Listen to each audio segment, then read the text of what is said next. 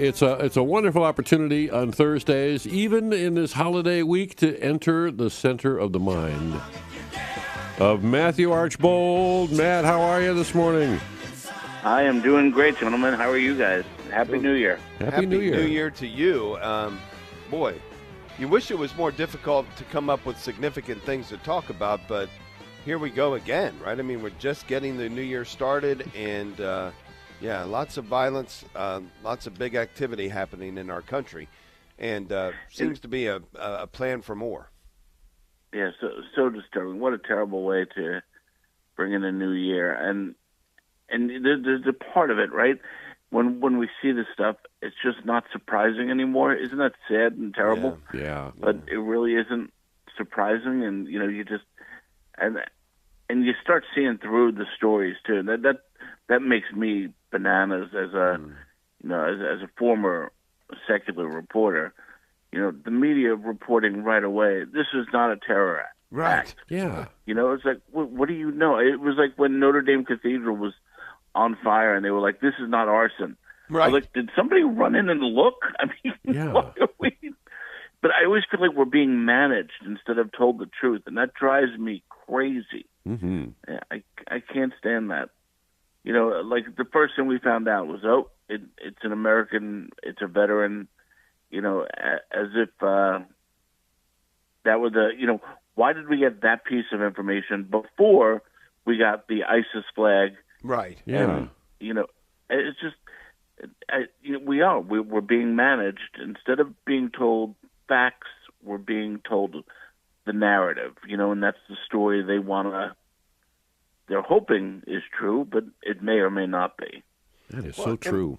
And Matthew, do you see with this election, obviously, part of this election was an absolute rejection of mainstream media, who had a particular narrative that they were putting out there that they supposed everyone would follow and believe. And now all kinds of things are coming out about that narrative over the last at least 1 year, if not more, that there was a lot of deception going on and they were willing participants in that thing. I mean, do you see a way back to a mainstream media that is just unbiased, just giving us the information? See, I go another way. I actually think no. I think there is no way to go back. I don't think, but I think the myth of the unbiased reporter is just that, a myth. I don't think it was ever real. You read the Federalist Papers back then. It was all just people writing their thoughts and fighting for space in the public mind, right? Let's go back to that if we have to. Yeah. Let's just have people putting their arguments out there instead of trying to have an unbiased, journalist class. Let me tell you something. It's really, really hard to be unbiased. Because let me tell you, as a reporter. So I was covering like an office. Say it was the district attorney's office, okay? Now, as a reporter, I live and die on access, okay? I need access to the district attorney's office. I need access better than better than the reporters I'm against, okay?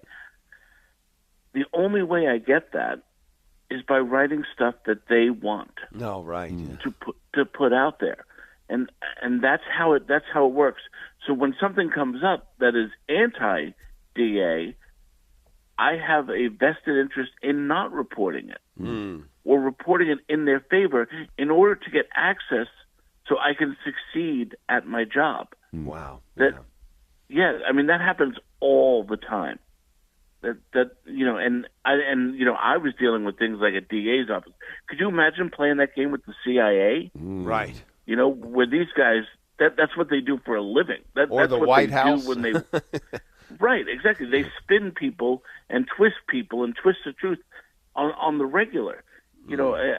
What I was dealing with was easy, and believe me, it was very difficult to navigate that because there were a number of times where I definitely lost access because I was trying to report the truth, and my editors would then be mad at me for someone else getting a story. That makes perfect sense. I never thought about that, but yeah, you got to have access if you're going to be successful as a journalist. Yeah. So that's when you get, that's when you end up getting the narrative instead of the real truth. Well, I'm depressed now. Thank you. Yeah, I'm glad I could do that for you. I did go to see. Speaking of the narrative, you just made me think of it. I went to see 2 movies over this break. Okay, my daughter plays guitar, so I thought seeing the Bob Dylan movie. Oh yeah, okay? The Bob Dylan movie. It's a great soundtrack in search of a story. There's no story there at all. Oh shoot! All right, Bob Dylan was a very, very talented, selfish guy, and but the movie doesn't judge him. It's just that he did what he had to do because his talent was so immense. And the weird thing to me was Dylan famously converted to Christianity in the 70s, right? It ends right before that. Oh wow. Yeah. Right before that. We're going through year to year, and I was just like, this is like, Chariots of Fire not covering the people of faith. You know what I mean? Yeah. Wow. And then I saw, so I thought that was really interesting, but that's their story. That's the story they want to tell. They don't want to tell the other story. And then I saw Nosferatu with my son because he's our residence in moronish things. And so he wanted to see that.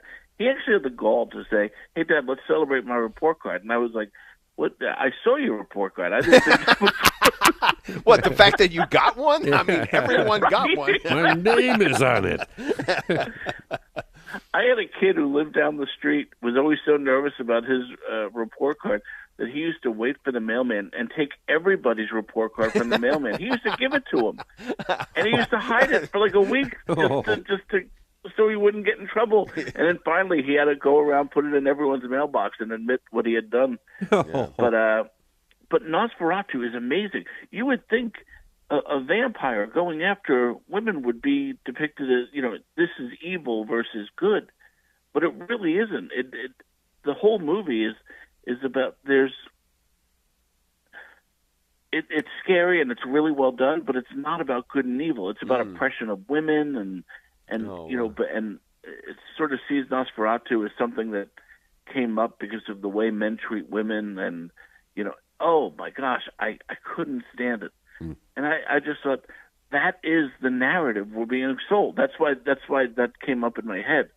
That's the narrative we're being sold. There is no good, there is no evil, there is no selfish, there is it's just you do what you have to do, and that's the narrative we're being sold by the culture.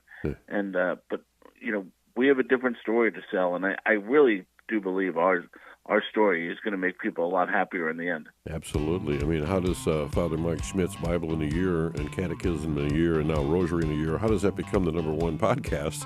People are hungry, and they're not getting fed. My wife starts 80% of her conversations by saying, on the Bible in a Year podcast? Thank you, Matt. Have a great day. Thank you, Matt. God bless.